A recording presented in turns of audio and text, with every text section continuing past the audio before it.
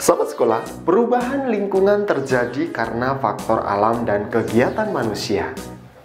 Ada perubahan yang menguntungkan, tetapi ada pula perubahan yang merugikan.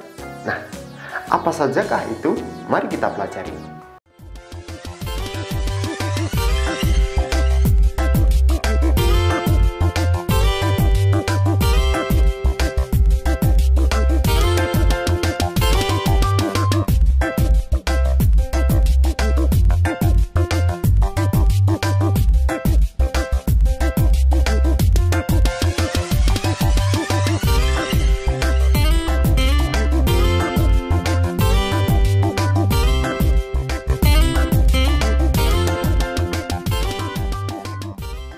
Oke sahabat sekolah, hari ini Kak Dimas akan sharing di kelas edukasi. Kita akan belajar bersama-sama, yaitu di materi pelajaran kelas 5 SD tema 8 subtema 2 tentang perubahan lingkungan pada pembelajaran ke-1. Oke, langsung saja check it out.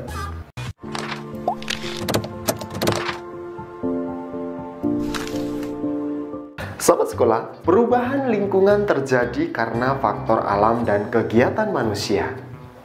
Ada perubahan yang menguntungkan, tetapi ada pula perubahan yang merugikan. Nah, apa sajakah itu? Mari kita pelajari. Hari ini kita akan pelajari yaitu siklus air tanah. Tentunya masih berkaitan dengan perubahan di alam.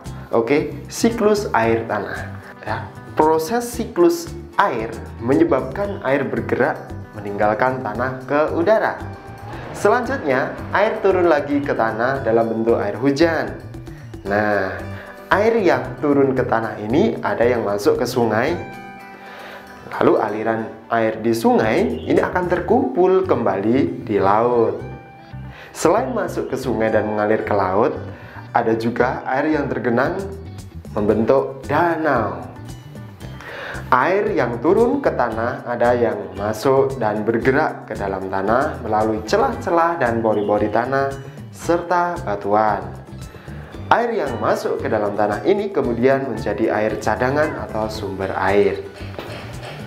Nah, sahabat sekolah, air cadangan akan selalu ada apabila daerah resapan air ini selalu tersedia. Daerah resapan air terdapat di hutan-hutan. Tumbuhan hutan mampu memperkukuh struktur tanah. Saat hujan turun, air tidak langsung hanyut, tetapi air akan teresap dan tersimpan di dalam tanah. Nah, air yang tersimpan di dalam tanah ini akan menjadi air tanah. Air akan lebih mudah meresap jika terdapat banyak tumbuhan. Air yang meresap akan diserap oleh akar tumbuhan tersebut. Adanya air dan akar di dalam tanah menyebabkan struktur tanah tersebut menjadi kukuh dan tidak mudah longsor. Menyimak uraian tersebut, dapat disimpulkan bahwa keberadaan hutan ini sangat penting ya sahabat sekolah.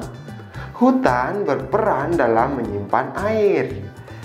Oleh karena itu, kita harus senantiasa menjaga kelestarian hutan. Saat ini, hutan banyak yang gundul akibat penebangan liar. Selain penebangan, hutan dapat rusak akibat pembakaran pepohonan di hutan. Nah, kalian tentu juga sudah sering melihat di berita-berita ya di televisi. Sahabat sekolah, saat ini hutan banyak yang gundul akibat penebangan liar. Selain penebangan, hutan dapat rusak akibat pembakaran. Kemudian pepohonan tersebut itu ditebang atau dibakar dengan alasan tertentu, seperti misalkan untuk membuka lahan pertanian, perumahan, atau industri.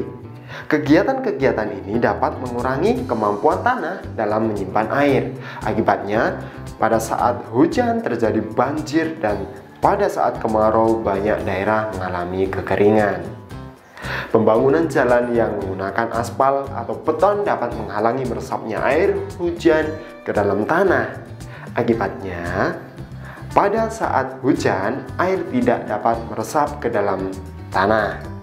Hal ini menyebabkan terjadinya banjir dan air mengenang jalan-jalan.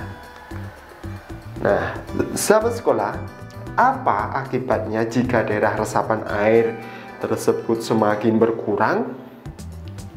Apabila daerah resapan air semakin berkurang, cadangan air di bumi ini semakin menipis. Hal ini dapat mengakibatkan sungai-sungai dan danau menjadi kering. Keringnya sungai dan danau menyebabkan proses penguapan semakin menurun. Nah, menurunnya proses penguapan ini menyebabkan berkurangnya pengendapan titik-titik air di awan. Keadaan ini tentu mengurangi terjadinya hujan. Sahabat sekolah, itulah materi hari ini tentang siklus air tanah dan juga perubahan alam ketika air nanti berkurang atau resapannya tidak ada akan menyebabkan banjir. Berikutnya kita akan mengerjakan tugas. Nah, tugas yang pertama, tugas 1. Kamu telah membaca teks, mendengarkan teks siklus air tanah. Peristiwa apa yang terjadi pada teks? Bagaimana urutannya? Tuliskan dalam diagram yang ada di samping ini. Nah, kamu tulis berdasarkan penjelasan dari Kak Dimas tadi. Ada peristiwa 1, peristiwa 2, peristiwa 3. Kemudian, tugas yang kedua, jawablah soal di bawah ini dengan benar. Ada 5 soal, kamu kerjakan. Bisa kamu tulis dulu di buku tulismu, kemudian kamu jawab. Lalu, jika tugas-tugas sudah selesai, kamu kirim ke gurumu. Atau bisa kamu kerjakan di kolom komentar. Oke, selamat mengerjakan. Sahabat sekolah, akhirnya selesai sudah seluruh rangkaian materi pelajaran dan tugas hari ini. Akhirnya, Kak Dimas selalu mengingatkan bahwa pembelajaran ini selalu bersambung ke pembelajaran berikutnya. Tentunya masih di channel sekolah. Pantau terus dan pastikan kalian sudah subscribe dan juga tekan tombol lonceng di channel sekolah ini agar kamu selalu mendapatkan pemberitahuan dari setiap video yang diupload oleh channel ini. Oke, semoga kamu sukses dan tercapai mimpi-mimpi besarmu. Saya Kak Dimas, salam semangat luar biasa.